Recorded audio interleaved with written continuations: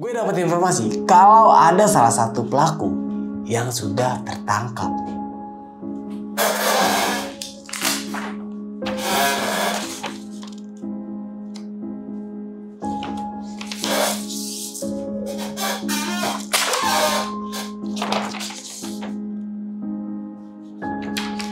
Mungkin kalian bisa tahu siapa pelaku yang sudah tertangkap oleh pihak kepolisian Jawa Barat.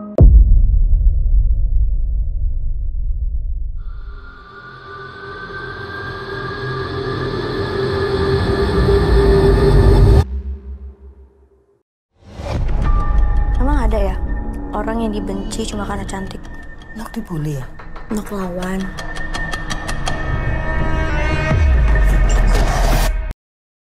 Assalamualaikum warahmatullahi wabarakatuh. Kembali lagi bersama gue Nardi di channel Sisi Lain by Besok Pagi. Mungkin di episode kali ini cukup berbeda dengan sebelumnya. Di episode kali ini gue bakal membawakan sudut pandang dari gue dan hasil investigasi netizen mengenai kasus yang ramai kembali tentang Vina nih sob. Dimana kita sebelum tahu netizen Indonesia ini sudah seperti detektif ya sob. Tidak disuruh tapi bisa memberikan beberapa clue atau dugaan mengenai kasus ini.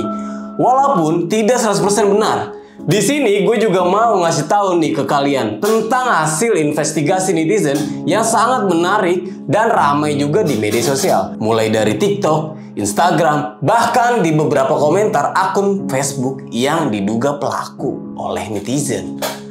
Sebelum masuk ke cerita, di sini gue mau disclaimer dulu nih tentang investigasi netizen nih sob.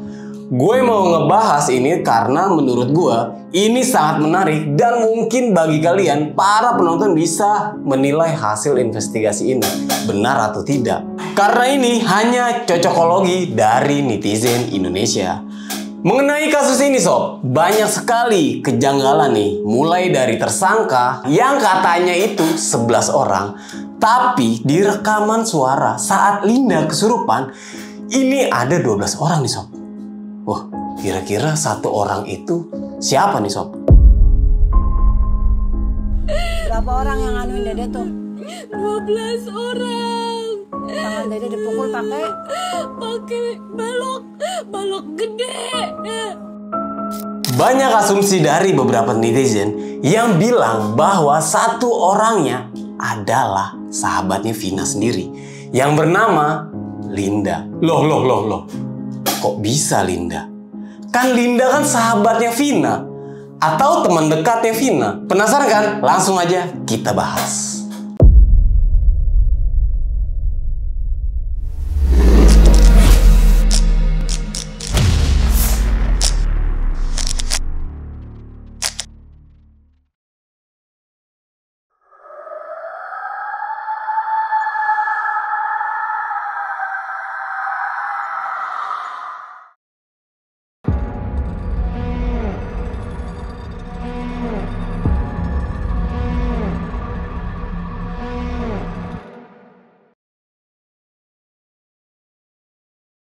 Beredar rekaman suara Linda yang kesurupan jin korinnya Vina sampai menceritakan kronologi pembunuhan Vina ini. Tapi ya, kenapa sosok Linda ini tidak pernah muncul atau sama sekali tidak pernah dipublish? Sebenarnya yang mana sih sosok si Linda ini? Hal janggal lainnya adalah saat 3 pelaku yang masih DPO dan dirilis oleh pihak kepolisian ini tanpa foto.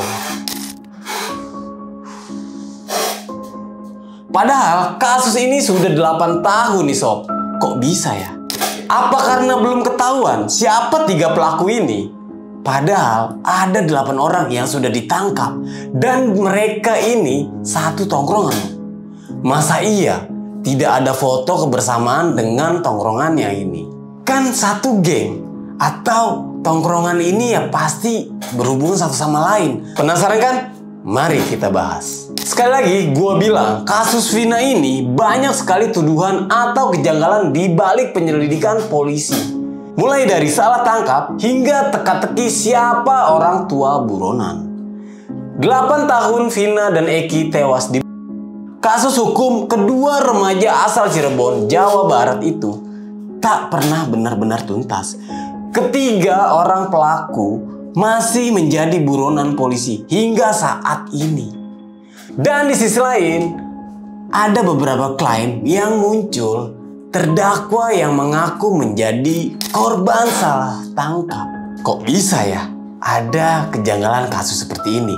Dan siapa yang mengemukakan terkait kasus ini? Pak Bambang Rukminto mengatakan polisi harus membuktikan akuntabilitas penyelidikannya dalam kasus ini untuk menjawab berbagai klaim dan kejanggalan yang mengemuka. Sebab klaim-klaim yang mengemuka itu menurut Pak Bambang mengindikasi pembuktian yang tidak cukup kuat terkait keterlibatan para terdakwa. Dia mendesak Divisi Profesi dan Pengamanan serta Direktorat Kriminal Umum Polri menelusuri dan memeriksa kembali apakah penyelidikan kasus ini pada tahun 2016 lalu sudah berjalan sesuai prosedur. Dua hal yang menurut Pak Bambang penting untuk dibuka secara transparan. Pertama, mengapa polisi belum juga menangkap 3 orang pelaku yang menjadi buronan selama 8 tahun terakhir? Padahal menurut Pak Bambang, itu semestinya bukan hal yang sulit dilakukan oleh pihak kepolisian. Kejanggalan polisi menangkap 3 buronan dalam waktu 8 tahun membuat muncul spekulasi di media sosial yang menuding bahwa satu buronan adalah anak dari perwira kepolisian. Namun, tuduhan itu dibantah oleh Polda Jawa Barat dan dikatakan oleh Jules Abraham Abbas bahwa yang menjadi salah satu korban bernama Eki ini dari keluarga kepolisian. Yang kedua, polisi ini harus mempertanggungjawabkan proses penyelidikan kasus ini untuk menanggapi kedugaan salah tangkap yang diungkap oleh salah satu terdakwa baru-baru ini. Hanya saja menurut Pak Bambang, pembuktian kepolisian saat mengenai kasus ini terlalu bertumpu-tumpu pada pengakuan dan kesaksian para terdakwa yang disebut bisa saja muncul akibat intimidasi nih sob. Kalau tidak diusut, resikonya akan muncul lagi keraguan masyarakat terhadap kinerja kepolisian. Jangan-jangan ada yang direkayasa atau ditutup-tutupi. Divisi Propam harus hadir untuk menyelidiki apakah ada pelanggaran SOP dalam penyelidikan 8 tahun lalu, kata Pak Bambang kepada BBC News. Kepala Bidang Humas Polda Jawa Barat, Komisaris Besar Jules Abraham Abbas, dan Direktur Kriminal Umum Kombes Surawan menolak diwawancara perihal ini dan hanya mengatakan kepada BBC News bahwa mereka masih bekerja. Kasus Vina dan Eki ini kembali mengemuka setelah sebuah rumah produksi mengadaptasi kisahnya menjadi film horor yang kontroversi berjudul Vina Sebelum 7 Hari. Sejauh ini 8 orang telah divonis bersalah di pengadilan karena dinyatakan terbukti Vina dan Eki. Salah satunya adalah Saka Tartal yang sudah bebas usai menjalani masa tahanan selama 3 tahun 8 bulan. Saka mengaku menjadi korban salah tangkap dan mengatakan dia tidak ada di tempat kejadian pada malam Vina dan Eki meninggal dunia. Dia juga mengklaim disiksa oleh kepolisian agar mau mengaku bersalah dalam kasus ini. Akan tetapi, klaim itu berbeda dengan fakta-fakta persidangan yang terangkum di dalam keputusan Pengadilan Negeri Cirebon bahwa Saka turut memukul Eki bersama para terdakwa lainnya. Pengacara yang mendampingi Saka, Titin Priyalanti, mengaku sudah menempuh beberapa cara sejak masa-masa persidangan untuk membuktikan klaim itu. Tapi Titin tidak pernah melaporkan dugaan penghalangan bertemu dengan keluarga dan kasus hukum. Pemaksaan pengakuan sebagai pelaku serta dugaan penyiksaan oleh penyelidik ke bidang profesi dan pengamanan Polda Jawa Barat pada 7 September 2016. Mungkin dia juga melaporkan hal itu ke Komisaris Nasional Hak Asasi Manusia, yaitu Komnas HAM, pada tanggal 13 September 2016. Serta ke Komisi Yudisial pada 23 November 2016. Laporan itu tidak membuahkan hasil dan proses hukum terus berjalan. Baru belakangan ini, setelah kasus Vina kembali mengemuka, Saka mengaku ke publik bahwa dia menjadi korban salah tangkap. Saya ingin nama saya balik lagi seperti dulu, enggak dicap masyarakat dipandang sebelah mata sebagai narapidana, ucap Saka di salah satu wawancara. Dihubungi terpisah, Komisioner Komnas HAM Uli Parulian Siombing membenarkan bahwa lembaga ini pernah menerima laporan tersebut. Setelah itu, Uli mengatakan Komnas HAM telah meminta klarifikasi kepada Pak Irwanda, Polda Jawa Barat, untuk memeriksa penyelidik atas dugaan penyiksaan dan penghalangan kunjungan keluarga. Kami belum menerima jawaban Polda Jawa Barat, kata Uli terkait permintaan klarifikasi itu. Kini, Komnas HAM kembali bersurat ke Polda Jawa Barat untuk meminta keterangan mengenai perkembangan pencarian 3 buronan tindak lanjut proses hukumnya, serta memastikan perlindungan dan pemenuhan hak atas keadilan dan kepastian hukum terhadap keluarga korban. Waduh sob, coba kalian nilai sendiri. Selain itu juga, klaim korban salah tangkap ini tidak ada lokasi kejadian hingga keterbelakangan mental sob. Menurut pengacaranya, Saka juga ditangkap tanpa ada surat perintah penangkapan. Selama ditahan, Saka mengaku disiksa, dia dipukul, disetrum, dan dipaksa mengaku bersalah. Waduh. Pengakuan dari Saka, awalnya Saka ini nggak mengaku sampai 1 minggu penyiksaan. Akhirnya Saka ini terpaksa mengaku. Nah, kebayang nggak sob? Selama 1 minggu disiksa oleh pihak yang dimana katanya melindungi masyarakat sekitar. Menurut Saka, bahkan dia tidak mengenal Vina dan Eki. Dan dia juga tidak mengetahui kejadiannya itu di mana. Secara terpisah, orang tua dari terdakwa bernama Sudirman masih meyakinkan bahwa anaknya tidak bersalah. Ayah dari Sudirman, Pak Suratno, menyebut anaknya memiliki keterbelakangan mental.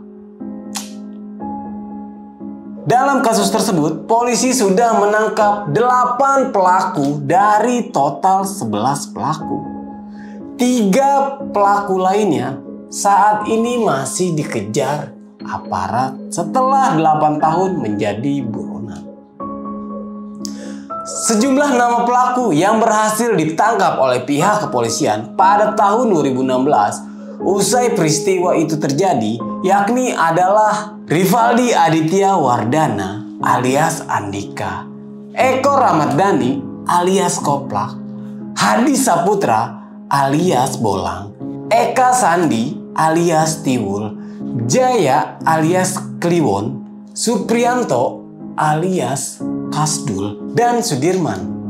Saat 8 pelaku diseret Pengadilan Negeri Cirebon, 7 diantaranya divonis hukuman penjara seumur hidup nih sob.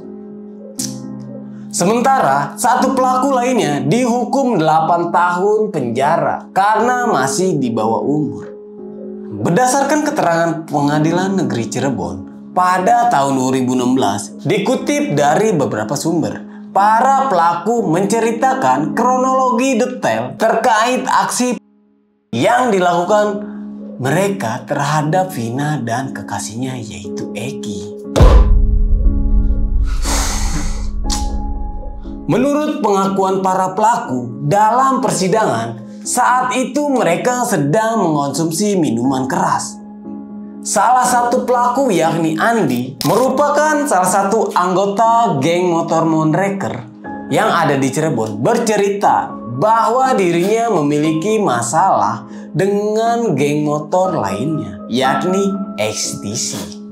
Andi pun meminta kepada para temannya, sesama anggota geng motor Monreker, untuk membantunya memberikan pelajaran kepada anggota XTC ini. Wah. Tak lama kemudian, mereka melihat Muhammad Rizky, ya atau bisa dibilang Eki lah, dan Vina sedang berboncengan motor melintas di depan mereka. Lantaran melihat Vina memakai jaket XTC, para geng motor Monreker itu kemudian melempari Eki dan Vina dengan menggunakan batu nih sob. Anjir. Namun saat itu Vina dan Eki masih melarikan diri dan langsung dikejar oleh para pelaku. Para pelaku yang mengejar kedua korban membawa berbagai senjata tajam dan potongan bambu. Salah satu di antara mereka sempat memukul kepalanya si Eki. Namun motor yang dikendarai Eki masih bisa dikendalikan. Akan tetapi sob, ketika sampai di jembatan yang berada di wilayah Desa Kepompongan, Kabupaten Cirebon, pelaku berhasil menendang motor korban hingga kedua korban terjatuh dari motornya. Salah satu pelaku bernama Eko langsung memukul punggung dan bahunya Eki ini sob, dengan memakai bambu, sedangkan pelaku lainnya menghajar kekasihnya Vina itu. Sedangkan pelaku lainnya masih menghajar kekasihnya Vina itu nih sob. Sedangkan Vina yang juga terjatuh dari motor dipukuli oleh pelaku yang bernama Hadi alias Bolang, memakai bambu sepanjang 50 cm. Adapun pelaku atas nama Peggy alias Perong dan Dani memilih ikut memukul Vina dengan tangan kosong ini sob. Dia tuh mukul, wah begini sob. Jahat sih. Ketika Eki dan Vina sudah tidak berdaya, para pelaku ini pun membawa kedua korban ke sebuah lahan kosong yang berada di belakang showroom mobil di seberang SMPN 11 yang berlokasi di Jalan Perjuangan nih sob. Di lokasi tersebut, Eki kembali dianiaya oleh Hadi alias Bolang, Eka alias Tiwul, Jaya alias Kliwon, Supriyadi alias Kasdul, dan Sudirman dengan tangan kosong nih sob. Sedangkan Rivaldi alias Andika, Peggy alias Pero, dan Dani menganiaya Eki dengan menggunakan senjata tajam. Alhasil, korban pun akhirnya meninggal dunia. Setelah menganiaya Eki hingga tewas, para pelaku ini, Rivaldi, Andi, dan Peggy ini alias Perong, kemudian lanjut menganiaya Vina dengan tangan kosongnya. Tak hanya menganiaya, Rivaldi, Andi, dan Peggy ini kemudian membaringkan tubuh Vina di samping jasadnya si Eki. Kemudian mereka membuka pakaiannya Vina.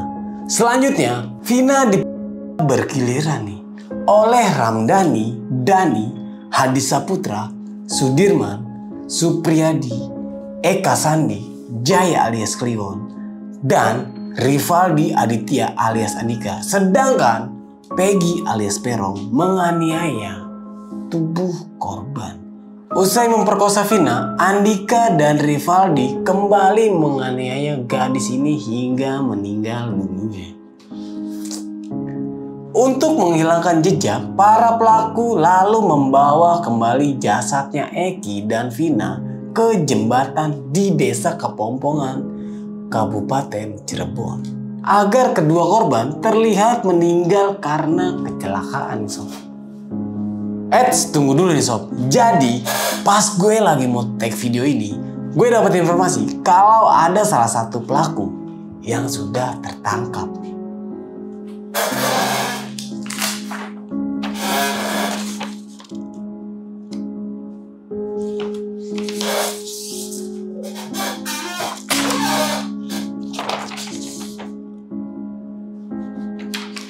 Mungkin kalian bisa tahu siapa pelaku yang sudah tertangkap oleh pihak kepolisian Jawa Barat. Sebelum menutup episode kali ini, gue dan tim dari Sisi Lain mendoakan agar kedua buronan itu segera tertangkap nih. Dan gue di sini juga turut berbelasungkawa atas meninggalnya Vina dan almarhum Eki. Oke, mungkin cukup sekian dari gua Nardi. Gua pamit undur diri. Sampai jumpa di video-video selanjutnya. Wassalamualaikum warahmatullahi wabarakatuh.